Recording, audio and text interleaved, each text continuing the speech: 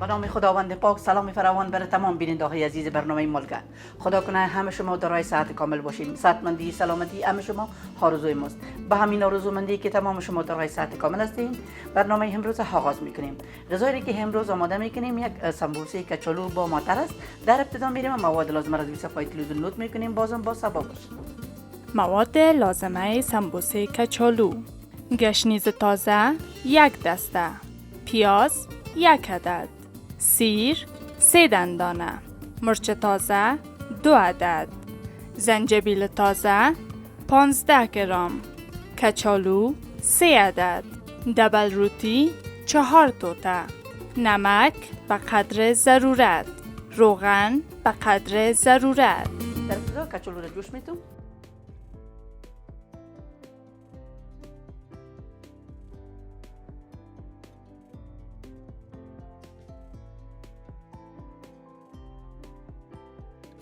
کوشش کنین که کچالو خوب نرم شود.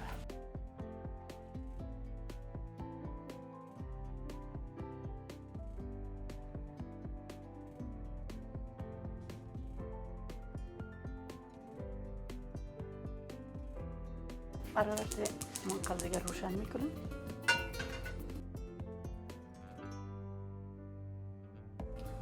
به اندازه 30 میلی لیتر روغن که مساوی میشه بعد 2 قاشق نان خورد برای روغن اضافه میکنم.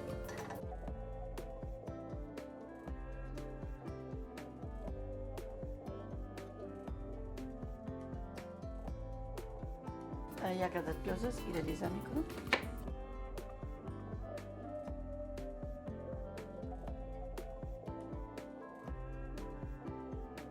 بعض وقتا میشه که دیگر درست نمیشه، میتونین که به این شکل یک سمبوسه آماده کنید و نوش جان کنید.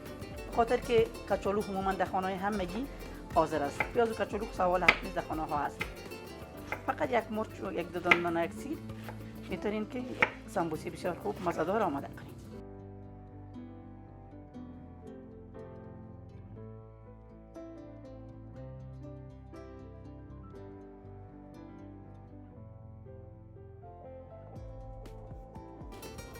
پیاز را به روغن اضافه میکنم.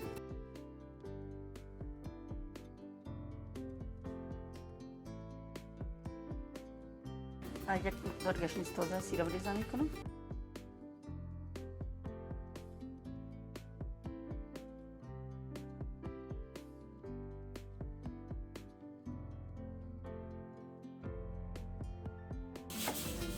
خوب خاص را ریزه میکنیم.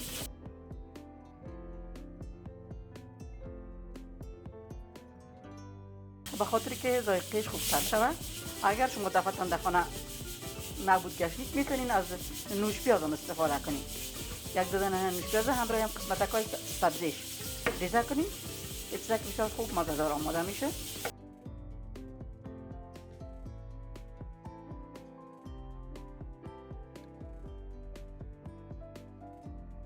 پیازم یک اندازه گلابی شده.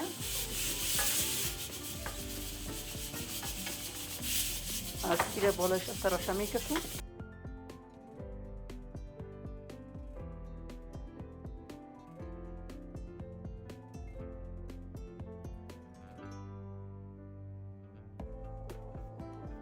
به خاطر که این مطر یک کمک خامبویی‌گرد دارد. کوشش کنین هر وقت که مطر پخته میکنین کمک زنجفیل تازه درش پرتید، اما خامبوییش رو بیخی گم میکنه.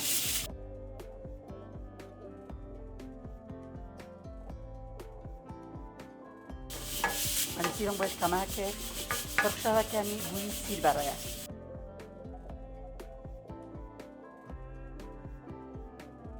زنجفیلم از تراشه میکشم.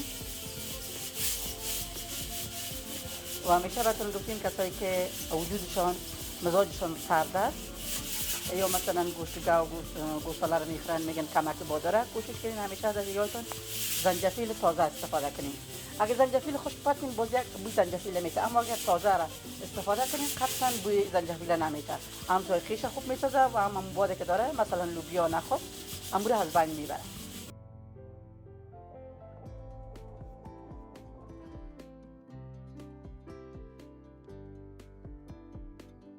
مطر قبلا جوش دادیم میشه اضافه میکنم.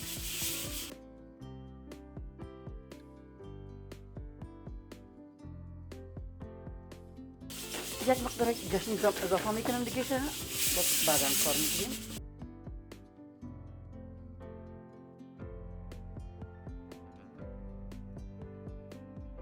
یک چند دقیقه میمونم نمک اضافه میکنم بالا.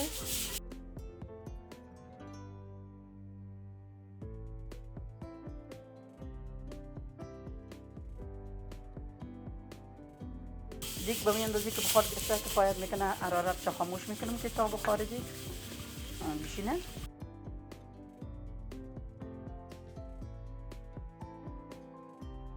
دو عدد مرچ تازه سیرم ریزه میکنم.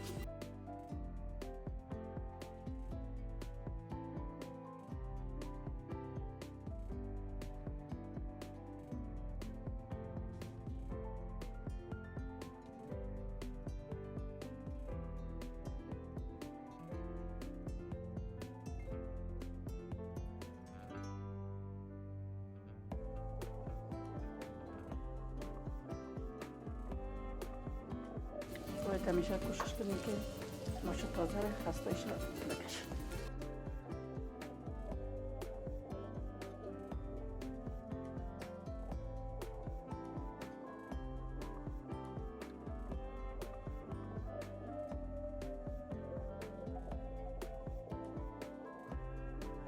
و همیشه گفتیم که مقدار مرچ و نمک مربوط به خودتان میشه که اضافه تر مندازین و یا کمتر.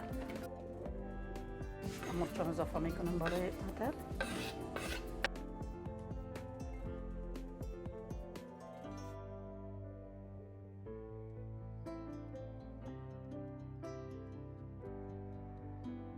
حرارت خاموش میکنم.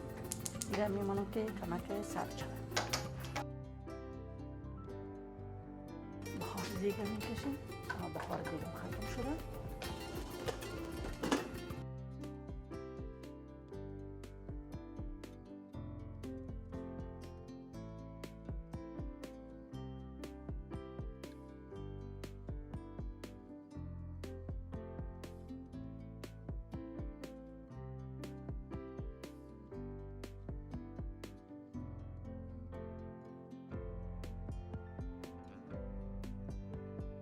کچالو را میمونم کمک سرد شود.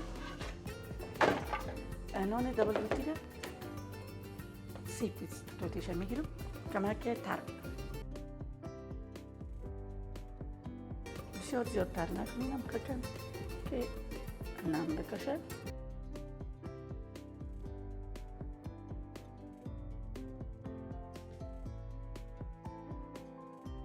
به خاطر که اینا که اضافه میکنیم امروی کچالو یک چسب زیادتر به خودی میگیره.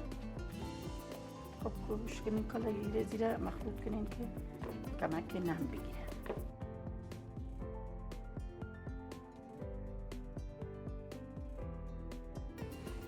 مقدار گشنیز که مانده بودیم میره و اضافه میکنم.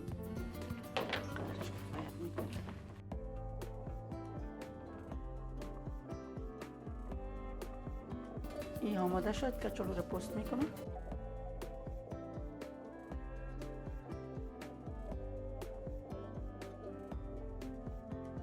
اگر مقدار کچالو اضافه تر شد میتونیم که دو تا دیگه رو تر کنین در پایینش اضافه کنیم. چون 3 دانه کچالو بود معمول 3 توتیش گرفتم. خب لازم نیست که همیشه کچالو رو چپس کنیم و یا قورمه کنیم نوش جان کنیم. میتونیم به طریق های مختلف البته این آماده کنیم که چیزا که مزه دار میشه و چیزا که خوب رون میاد.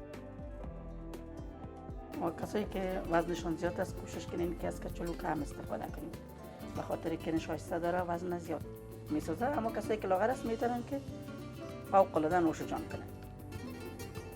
و جوش دادی کچالو برای کسایی که تکلیف معده داره بسیار مفید است. میتونین از طرف شب کسایی که تکلیف معده داره از طرف شب یک دانه کچالو رو جوش بدین. وقتی که نزدیک خواب بود میتونین که بخورین بعد زو بروش دیگه چیز نخورین. امور بانین که مکمل امو کچالو روی معده تا نبیگه. دیدم از تراش میکشم.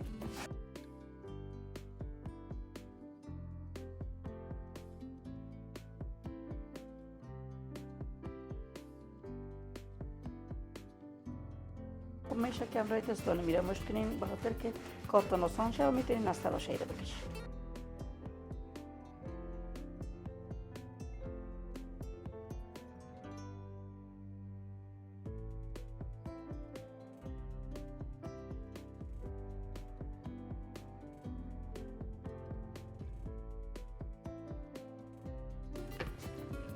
کچولو برای نان دبلوتی و گشنیز اضافه میکنم. نمک هم اضافه میکنم. چون مرچ تازه در بین مطر انداختیم دیگه ضرورت نیست که مرچ تندهی پرد.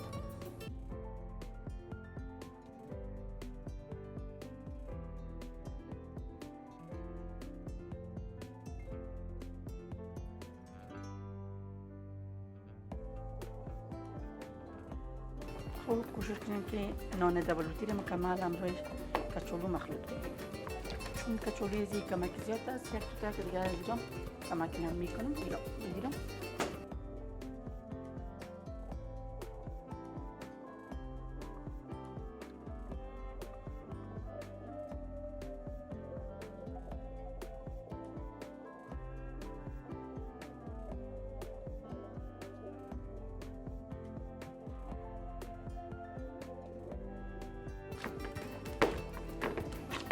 به اون طریق درست شده خوب مخلوط کنین که امی نان همراه کچولو کمال مخلوط شد.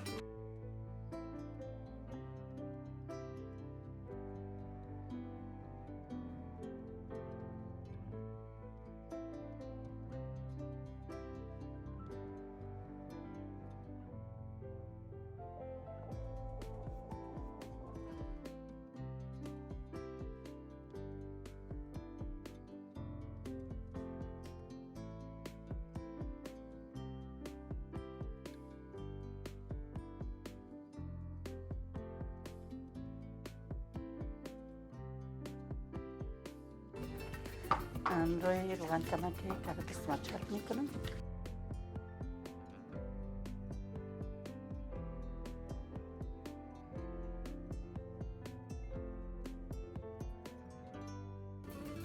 ایره به این شکل انبار کرده. به داخل از این همین مطر پخته شده را که قبلا پخته کردیم تا بینش اضافه میکنم.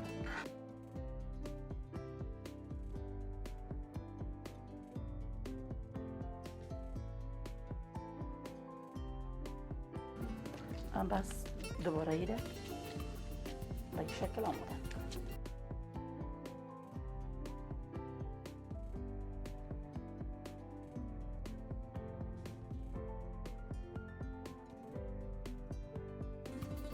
ببینید چقدر چیزا که خوب میاد، چیزا که نه و چیزا که بسیار مزه‌دار. تو روغن گرم میشه سیدانه که درست میکنم. فقط کوشش کنیم که می دستانه همراهی کمک روغن چرب کنیم. به خاطر که کچولو یک قسم چسب داره بود دستان میچسبه.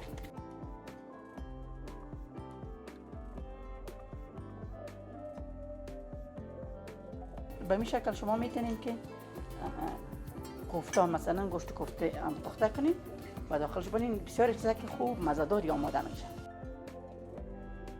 ضرورت به خمیر کردن هیچ نیست که خمیر کنید. کچولو پخته شده است، مطر پخته شده است. کدام تشویش نیست که بسیار زیاد گیره، باید حرارت زیاد. فقط همین کمک که رنگ طلایی رو پشت روی بخواد گرفت از روغن میکشیمش.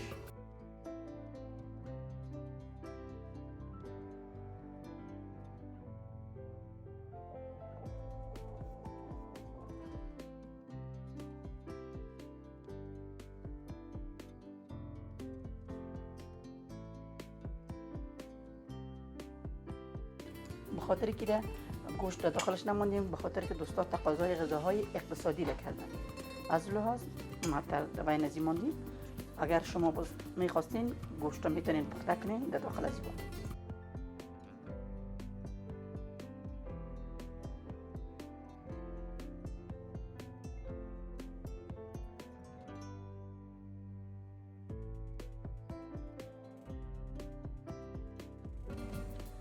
روغن گرم شده، به روغن اضافه میکنیم.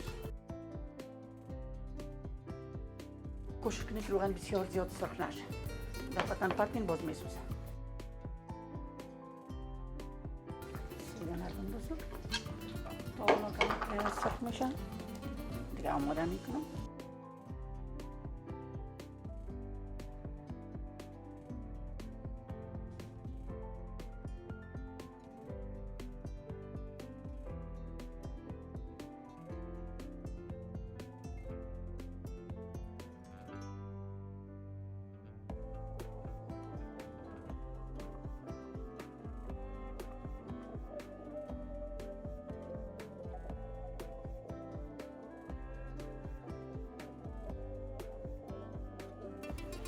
اینو سرخ شده پشت روی میکنمش.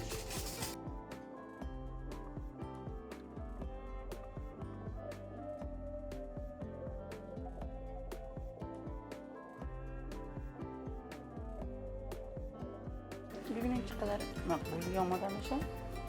با می اندازه که رنگش مقبول است همه قدر مزه‌دار و خوب شده.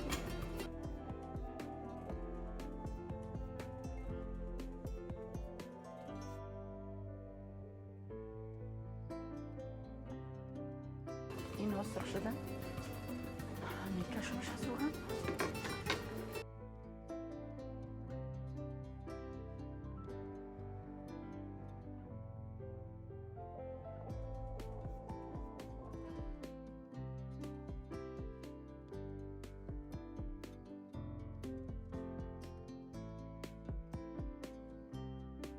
سمبوسه تمامش آماده شده. یک ظرف فقط از دانه یک لیمو و یک دانه یک بانجلو تزیین کردیم.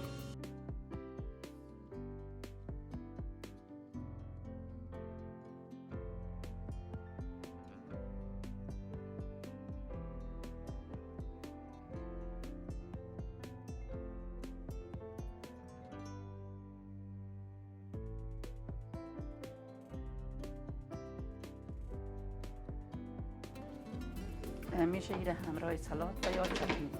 مربوط به خودتان میشه که هر چیزی که شما در خانه آماده کردین به اون طریق میتونید نوش